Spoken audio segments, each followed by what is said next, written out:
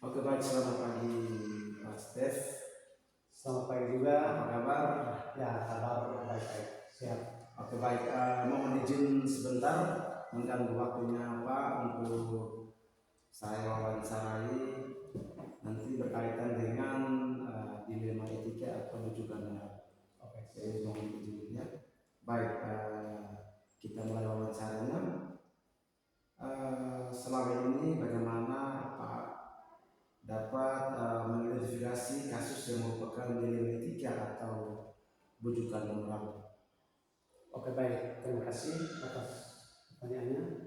Baik, jadi selama ini yang saya pelajari dalam kasus etika moral, yang pertama itu tentunya kita harus mempelajari dan menyimpulkan persoalan yang ada. Setelah kita menyimpulkan dari hasil kesimpulan itu baru kita telah, baru kita definisikan seperti apa kasus itu. Lalu setelah itu baru kita bisa ambil keputusan yang sifatnya baik atau enak. Oke baik, berarti harus masalah itu harus ditelaah dulu ya. Harus perlu ditelaah dulu baru bisa kesimpulan. Oke baik, Pak. Bagaimana selama ini Bapak menjalankan keputusan di sekolah, terutama untuk kasus-kasus di mana ada dua kepentingan yang sama-sama benar atau yang sama-sama mengandung nilai kebajikan? Oh baik. Untuk mengambil keputusan-keputusan yang ada di sekolah, tentunya saya secara pribadi tidak bisa ambil keputusan secara sepihak. Tentunya ada beberapa pihak yang saya libatkan dalam kasus ini. Dalam keterlibatan ini, di situ ada warga-warga sekolah, sehingga kita lihat dari kasus itu seperti apa. Dan intinya bahwa saya tidak bisa ambil keputusan secara sepihak. Berarti perlu melibatkan warga sekolah. Oke, Bapak, bagaimana langkah-langkah atau prosedur seperti apa yang biasa Bapak lakukan selama ini? Oke baik, jadi langkah-langkah yang pertama itu bahwa kita harus mengenal dulu bahwa ada nilai-nilai yang saling berkaitan. Yang kedua itu bagaimana cara kita untuk menentukan siapa-siapa yang terlibat di dalam kasus tersebut. Setelah itu baru kita ketahui bahwa kasus itu siapa-siapa yang masuk dalam kategori salah dan siapa-siapa yang masuk dalam kategori benar. Baik, kita lanjut ya.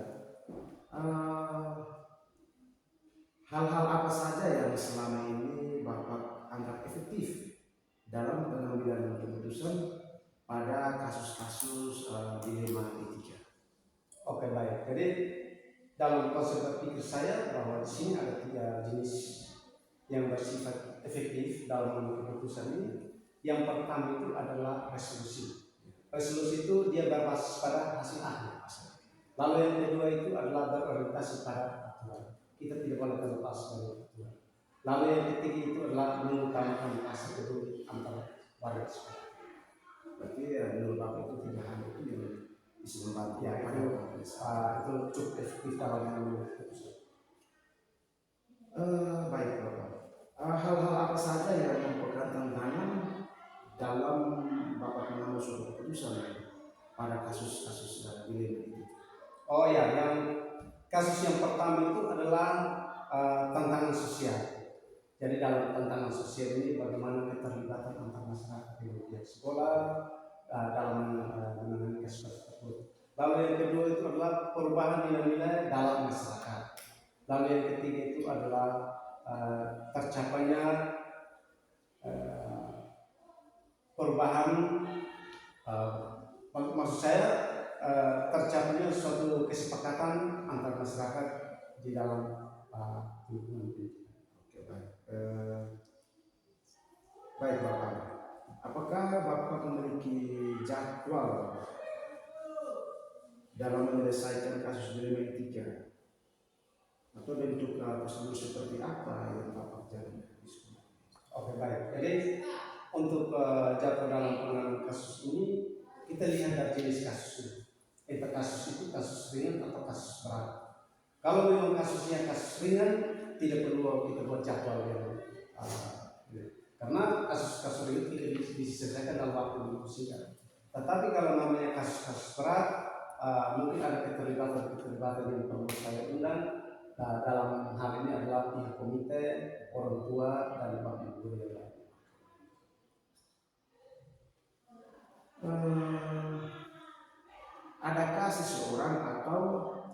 faktor-faktor apa yang selama ini mempermudah Bapak dalam pengambilan keputusan dalam kasus dilema etika? Oh, yang termasuk dalam faktor-faktor itu yang pertama itu adalah unsur keterlibatan masyarakat.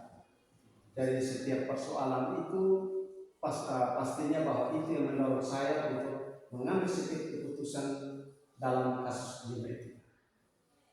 Berarti yang melibatkan semua unsur. Melibatkan semua unsur. Dari hal yang telah Bapak sampaikan tadi, kira-kira apa pengalaman apa yang bisa Bapak bagikan kepada saya sebagai calon guru penggerak? Ya, pengalaman yang ini kita berbagi pengalaman. Jadi tentunya sebagai seorang guru calon guru penggerak, tentunya ada berbagai tantangan dan rintangan. Jadi ketika Bapak mengalami pengalaman yang sifatnya menantang kinerja Bapak, itu tentunya seorang calon guru penggerak jangan ambil keputusan sendiri, harus berpikir secara mendalam, baru kita bisa mengambil keputusan secara efektif. Karena ketika kita emosi, kita jangan mengambil satu keputusan, karena pasti keputusan itu pasti akan membuat kita akan jatuh ke dalam jurang. Begini saja. Terima kasih banyak atas waktu yang telah Bapak sediakan untuk saya wawancara Bapak. Mohon maaf jika sudah mengganggu. Oh, tidak apa-apa. Oke, selamat pagi. Selamat pagi. Salam sehat. Siang Bapak Kepala. Selamat siang, Arsius. Mohon izin untuk menyita waktu sebentar. Silakan. Saya akan wawancara Pak Kepala berkaitan dengan dilema etika atau bujukan moral. Oke, baik. Ada beberapa pertanyaan yang akan saya sampaikan untuk alat. Yang pertama, selama ini bagaimana Bapak dapat mengidentifikasi kasus yang merupakan dilema etika atau bujukan moral? Baik, terima kasih, Arsius. Ini dilema etika itu menyangkut benar atau salah. Itu merupakan situasi sulit yang dimana seseorang harus menentukan pilihan secara moral, kemudian benar ataukah bertentangan dalam mengambil keputusan. Gitu, Kemudian bujukan moral itu kegiatan seorang yang menentukan keputusan antara benar atau salah. Baik, menyangkut contoh daripada dilema etika itu pertanyaan siswa berkelahi. Hanya persoalan siswa berkelahi, kemudian keputusan kepala sekolah, kemudian siswa menyontek.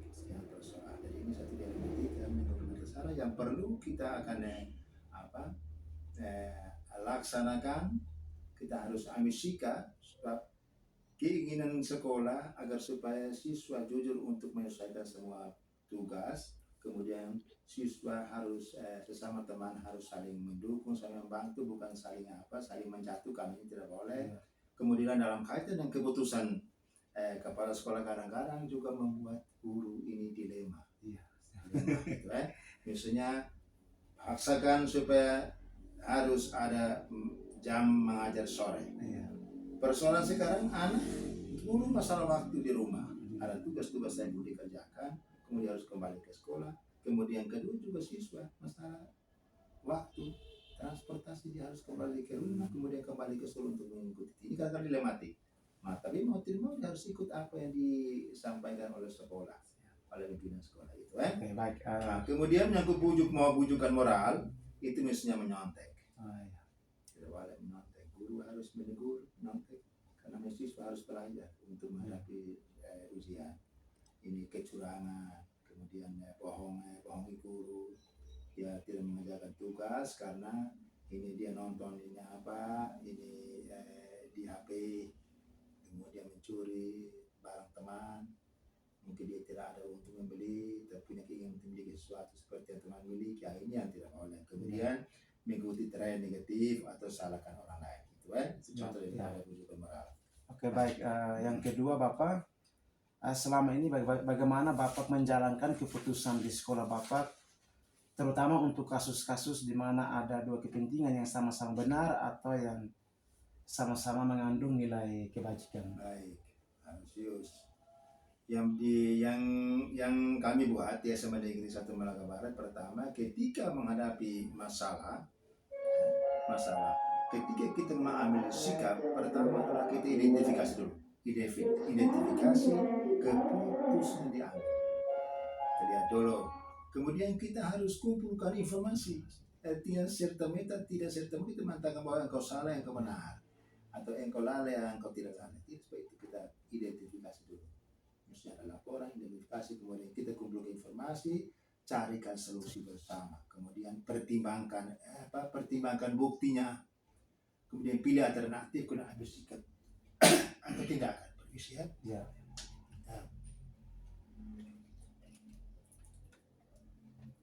Berapa hal ini harus kita pakai? Biasanya kita pakai. Sekarang bagaimana caranya?